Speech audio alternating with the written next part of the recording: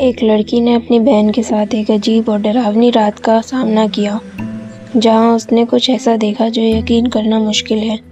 यह कहानी सस्पेंस और डर से भरपूर है, जो आपको झकझोर कर रख देगी। दादाजी की मौत के कुछ दिन बाद मैं अपनी बहन के साथ बिस्तर पर बैठी थी। बहन सो रही थी और मैं टीवी पर स्पेनिश टेलीविज़न शो देख रही थी। टीवी रसोई के दरवाजे के पास था। टीवी देखते समय मैंने टॉर्च की रोशनी देखी। यह देखकर मैं बहुत हैरान हुई, क्योंकि मुझे कुछ समझ नहीं आया कि वह रोशनी कहाँ से आ रही थी। जब मेरी आंखें अंधेरे में देखने के लिए एडजस्ट हुई, तो मैंने दो काले साए देखे। एक लंबा और पतला था और दूसरा छोटा और मोटा। लंबे वाले के हाथ में रसोई का चाकू था और छोटे वाले के पास टॉर्च।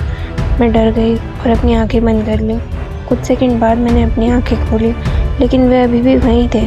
मैंने धीरे से अपनी बहन को जगाने की कोशिश की, ताकि वह मुझे देख ना सके, पर वह नहीं जागी।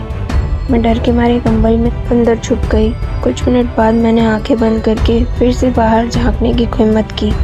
जब मैंने आंखें खोली तो वे दोनों मेरे करीब आ गए थे। वे बहुत डरावने दिख रहे थे। उनके शरीर पर ना तो कपड़े थे और ना ही चमड़ी। ऐसा लग रहा था जैसे वे घने काले धुएं से बने हों। मैंने कई बार आंखें बंद की और खोली, लेकिन हर बार वे और करीब आते गए। आखिरकार वे मेरे ऊपर झुक कर खड़े हो गए। डर के मारे मैंने जोर से चीख मारी और तभी वे गायब हो गए। मेरे चीखने की आवाज़ सुनकर मेरे पापा कमरे में आए और मुझसे पूछा कि क्या हुआ। मैंने उन्हें बताया कि मैंने दो काले साए देखे थे जो मुझे मारने की कोशिश कर रहे थे।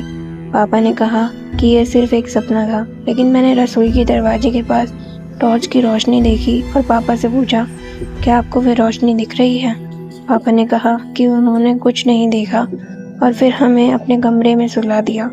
सुबह जब मैं उठी तो मेरे गले पर 3 अजीब से निशान थे, जो मैंने पहले कभी नहीं देखे।